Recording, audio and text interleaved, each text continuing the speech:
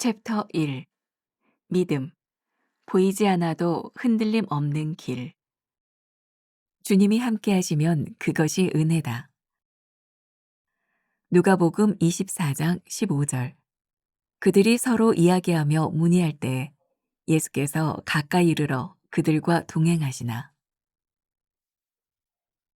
믿음이 있어도 슬픔은 찾아옵니다. 엠마오로 가는 두 제자는 절망 가운데 있었습니다. 부활의 소식을 들었지만 믿지 못했고 예수님이 십자가에서 죽으신 것으로 모든 것이 끝났다고 여겼습니다. 주님은 슬픔과 절망에 빠진 그들을 만나러 친히 찾아오셨습니다. 그러나 예수님이 곁에 계시는데도 그들은 주님을 알아보지 못했습니다. 예수님의 약속과 예언을 기억하지도 새벽에 빈 무덤을 발견한 여인들이 전한 소식을 믿지도 못했습니다. 왜냐하면 그들에게는 소망이 없었기 때문입니다. 믿음은 기쁨의 증거가 아니라 동행의 증거입니다. 기쁘지 않아도, 상황이 좋아지지 않아도 주님이 함께 하신다면 그것이 은혜입니다. 인생의 순간순간에 흐르는 눈물과 쇠약함을 이겨내는 믿음. 날마다 하나님을 신뢰하며 의지하고 살아가는 믿음이 필요합니다. 주님 앞에서는 내 상처와 슬픔을 솔직히 털어놓아도 좋습니다. 우리가 마음의 문을 열 때 주님은 우리 안에 들어오시어 진짜 믿음을 주십니다. 믿음은 절망과 죽음 앞에서 증명되고 우리는 하나님의 역사를 새롭게 보는 믿음을 얻습니다. 믿음은 슬픔 가운데서도 하나님을 신뢰하는 것입니다. 우리의 감정과 상황이 하나님을 향한 믿음을 막을 수 없습니다. 중요한 것은 슬픔과 절망 가운데서도 주님이 내내 함께 계셨다는 사실입니다. 주님은 우리의 감정을 무시하지 않으시고 오히려 그것을 통해 더 깊이 만나주십니다. 두 제자는 예수님이 십자가에서 죽으셨다는 사실에 절망했지만 실제로 예수님은 부활하셨고 오늘도 보혜사 성령님을 통해 계속해서 일하고 계십니다.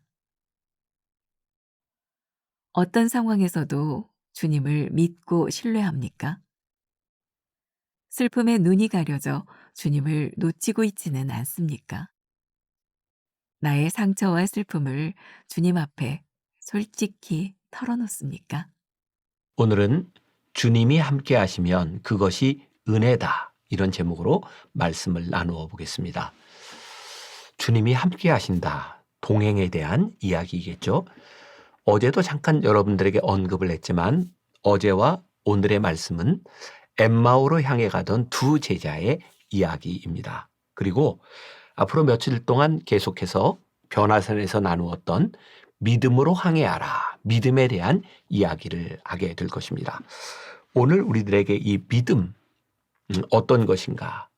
오늘은 동행함 그리고 그것이 우리들에게 얼마나 큰 은혜고 믿음인지를 생각해 보려고 합니다. 엠마오로 가는 두 제자 그들은 예수님이 부활하셨다는 소식을 들었음에도 불구하고 그들은 믿지 못했고 믿지 못함으로 인하여 슬픈 기색을 띠고 그들은 그들의 길을 가고 있었어요. 참 신기하죠. 우리의 믿음이 보이지 않을 때가 있어요. 너무 슬퍼서 우리들의 눈과 마음을 가리울 때, 너무 두려워서 하나님을 바라보지 못할 때 우리의 믿음을 가리우는 때가 있습니다. 이 엠마오로 가는 두 제자들은 그냥 어디서 그냥 갑자기 튀어나온 사람들이 아니라 성경에 보면 그들이 예수님의 소식을 알고 따랐던 제자 중에 두 사람이라고 이야기를 합니다. 누군지 모르겠어요. 그런데 이들이 예수님과 함께 어쩌면 3년을 지났음에도 불구하고 그들이 믿지 못했던 것. 사실은 지식이 없어서가 아니라 그들에게 찾아왔던 슬픔으로 인하여 예수님의 말씀을 기억하지 못하고 그것을 믿지 못하는 상태에 이르게 된 거죠. 혹시 오늘 말씀을 나누는 여러분들 가운데 나는 믿음이 다 사라진 것 같아. 나는 믿음이 없어. 만약에 그렇게 생각하는 사람이 있다면 염려하지 마세요.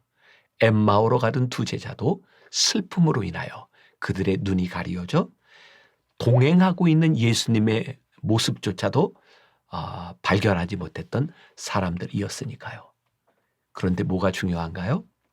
그들이 슬픔으로 인하여 믿음이 더 이상 작동하지 않는 그 시간에도 예수님은 그들과 동행해 주셨다는 거예요. 어쩌면 오늘 우리들의 삶 한가운데서 슬프게 두려움 가운데 있는 우리들 가운데 우리 주님이 동행하고 계시다는 사실이 얼마나 큰 축복인지 알 수 없습니다. 오늘 첫 번째 문단이 이렇게 시작을 하고 있죠.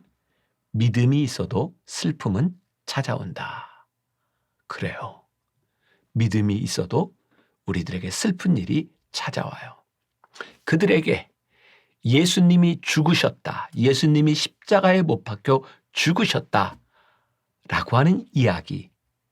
그것이 그 슬픔이 그들에게 찾아왔으니 우리들은 종종 이 죽음, 우리들의 인생의 절망을 끝이라고 생각하지만 성경에 보면 전혀 죽음이 끝이 아니라 그 죽음을 통해서 일하시는 하나님의 모습들을 우리들이 많이 보게 되죠. 우리가 흔히 모세와 여호수아의 이야기를 합니다. 모세, 걸출한 지도자였던 그 모세가 가나안 땅에 들어가기 전에 죽습니다. 얼마나 이스라엘 백성들에게 절망적인 순간이겠습니까? 40년을 그들을 인도했던 지도자가 죽었으니. 근데 하나님께서 여호수아를 지도자로 세우셨어요. 그리고 하나님은 여호수아와 함께 여호수아를 통하여 가나안 땅으로 들어가게 하셨고 이스라엘 백성으로 하여금 그 가나안 땅을 정복하게 하셨어요. 이 신약 성경을 보면서 신약 학자들이 그렇게 이야기를 하죠. 기독교 역사 가운데 예수님 이후에 가장 중요하고 걸출한 한 명을 뽑으라 그러면 누구도 예외 없이 사도 바울을 꼽습니다. 우리가 가지고 있는 이 성경 중에 사도 바울이 쓴 편지, 사도 바울이 쓴 글들이 얼마나 많은지 몰라요. 그런데 그 사도 바울이 로마의 감옥에서 순교했습니다. 이렇게 위대한 인물이 죽으면 복음의 역사가 끝나야 될 것 같은데 놀랍게도 사도 바울이 죽은 이후에 복음은 더욱 왕성하게 전 세계로 펼쳐져 가기 시작합니다. 믿음이 있어도 슬픔이 찾아옵니다. 슬픔이 찾아온 이유는 우리가 그것을 끝이라고 생각하기 때문이죠. 그런데 우리 주님께서 이 끝이라고 생각했던 엠마오로 가는 두 제자들과 함께 동행해 주셨어요. 어쩌면 믿음이라고 하는 것은 때로 슬픔으로 인하여 우리들 눈에 보이지 아니할지라도 우리와 동행하시는 주님을 믿는 것, 그리고 그 주님을 만남으로 통하여 우리의 믿음이 다시 시작될 수 있는 것 같아요. 여러분들의 삶에 한번 그런 생각을 해보세요. 모든 것이 끝났다고 생각했는데 지금도 내 옆에 계시는 그 주님, 오늘 내가 그 주님을 만나고 발견하고 고백할 수 있기를 바랍니다. 우리 주님께서 우리의 마음을 열어 우리의 눈을 열어 보게 하여 주실 줄 믿습니다. 굉장히 또 흥미로운 모습이죠. 오늘 본문이 누가복음 24장 15절이에요. 다시 한번 제가 읽어드릴게요. 그들이 서로 이야기하며 문의할 때에 예수께서 가까이 이르러 그들과 동행하시나. 이들은 아직 예수님이 누군지 몰라요. 그들은 그들이 가지고 있던 슬픔의 이야기를, 절망의 이야기를 나누고 있을 때 예수님이 옆에서 동행해 주셨어요. 그리고 놀라운 일은 예수님께서 그들의 슬픔의 이야기를 다 들으셨어요. 그들 옆에서. 어쩌면 그들의 슬픔의 이야기일 뿐만 아니라 어쩌면 그들의 불평의 이야기가 될 수도 있는 이야기를 주님이 다 들어주셨어요. 그리고 결국 그들은 그 슬픔 가운데서 주님을 만나게 되죠. 그러니 오늘 여러분들의 삶에 슬픔의 이야기가 있다면, 여러분들의 삶에 두려움의 이야기가 있다면 누구에게도 꺼내지 못한 이야기가 있다면 그냥 한번 아뢰 보세요. 주님, 오늘 제가 이런 슬픔을 가지고 있습니다. 주님, 내 삶에 이런 문제를 가지고 있습니다. 엠마오로 가는 제자들에게 가만히 다가오시고 동행하셨던 우리 주님께서 우리들의 슬픔의 이야기를 다 듣고 계시리라는 생각이 들어요. 마지막 문단에 보니까 믿음은 슬픔 가운데서도 하나님을 신뢰하는 것입니다. 이렇게 되어 있어요. 슬픔 가운데서도 우리와 함께 하시는 주님, 주님이 나와 동행하심을 믿습니다. 사실은 우리의 주님이 우리들의 눈에 보이지 않을 때 우리들이 주님을 느낄 수 있는 가장 좋은 순간이 아닐까. 예수님께서 약속해 주셨어요. 내가 너희를 떠나면 나를 대신하여 너희들에게 보혜사 성령을 보내리라. 성령님, 보혜사 성령, 그 영, 푸니우마, 숨결처럼 우리와 함께 하시는 주님, 그분을 우리들에게 보내시리라. 여러분들과 함께 말씀을 나누었던 헨리 나우엔의 예수의 길이라는 책이 있어요. 그때 우리들이 어떻게 주님의 임재를, 주님의 약속을 붙들 수 있는가? 그게 그런 구절이 있어요. 우리는 주님의 부재 가운데서 주님의 임재를 훨씬 더 강하게 느낄 수 있습니다.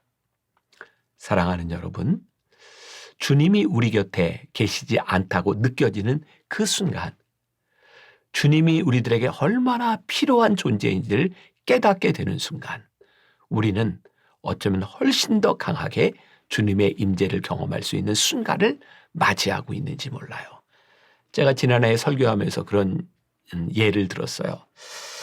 우리들이 자식을 키우면서, 아들을 키우면서 그냥 아들이라고 생각했던 그 아들이 군대에 가서 훈련을 받고 집을 떠나 있는 동안 부모는, 그리고 자식은 서로에게 애틋한 마음을 느껴요.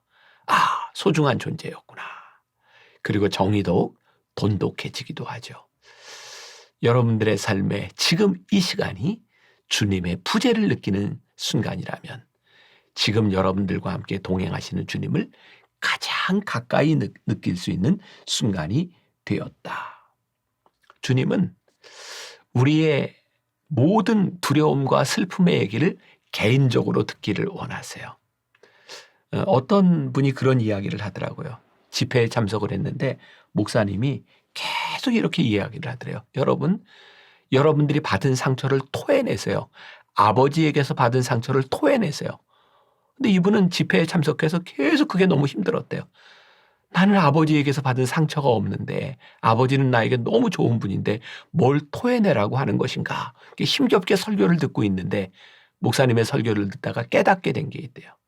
목사님의 설교 내용에 보니까 아버지에게 받은 상처가 참 많았다는 거예요. 아버지에게 상처를 받았던 사람들의 이야기, 아버지의 사랑을 받았던 사람들의 이야기, 우리들의 삶의 스토리는 다 달라요. 근데 우리 주님께서 개별적으로 우리들에게 오셔서 우리들의 이야기를 듣기를 원하신다는 거예요. 그게 믿음이에요. 믿음은 어떤 보편적인 이야기가 아니라 하나님과 나 사이의 이야기, 그게 믿음이에요. 우리 아이들이 고등학교 다닐 때였던 것 같아요. 미션 스쿨을 다니는데 아마 그 성경을 가르치는 그런 목사님이 가르치는 시간이었던 것 같아요. 아이들에게 이렇게 이야기를 했습니다. 얘들아, 너희들 중에 부모와의 관계 속에서 만족하는 사람 손 들어봐. 우리 아이가 손을 들었대요. 선생님이 다시 한번 생각해보라고, 잘 생각해보라고. 부모와의 관계에서, 가정에서 만족하는 사람 손 들어봐. 손을 들었더니 그 목사님이 우리 아이에게 그렇게 말을 하더라는 거예요. 야, 너 목사 아들이니까 자꾸 그렇게 손 들어야 된다고 생각하지 말고 상처가 있으면 다 이야기해도 괜찮아. 근데 우리 아이가 집에 와서 그렇게 얘기를 하는 거예요. 난 진짜 너무너무 답답했다고. 나는 가정에 대한 불만이 없는데 왜 자꾸 불만이 있다고 이야기를 하는지. 어쩌면 그 목사님의 삶 가운데는 그런 상처가 있을지 몰라요. 그래요. 우리들의 상처의 이야기도, 우리들의 기쁨의 이야기도 다 달라요.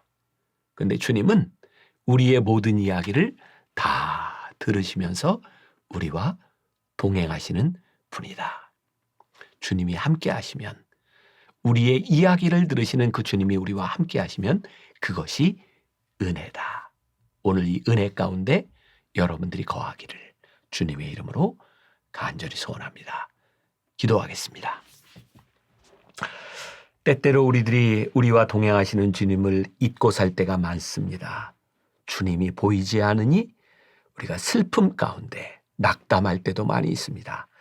그런데 오늘 엠마오로 가는 두 제자의 이야기를 통하여 그 시간에도 주님이 우리와 동행하시며 그들의 슬픔의 이야기를 들으셨던 주님을 기억하게 하셔서 우리의 삶 가운데 우리의 이야기를 들으시는 주님을 우리들이 기억하게 하여 주옵소서.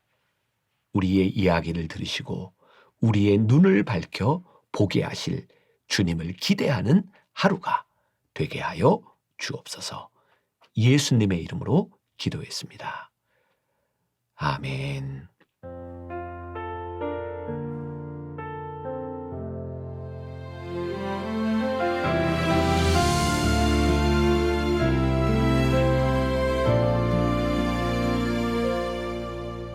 메마른 영혼을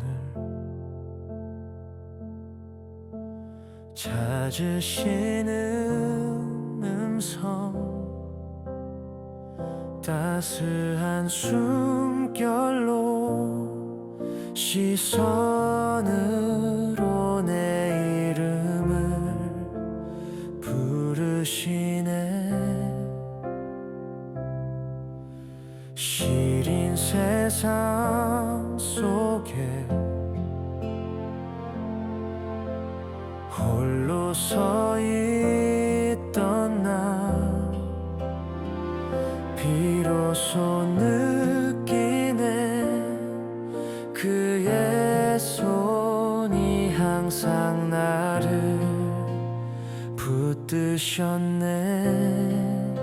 보이지 않는 손, 날 이끄시는 힘, 전능자의 능력, 하나님의 손길.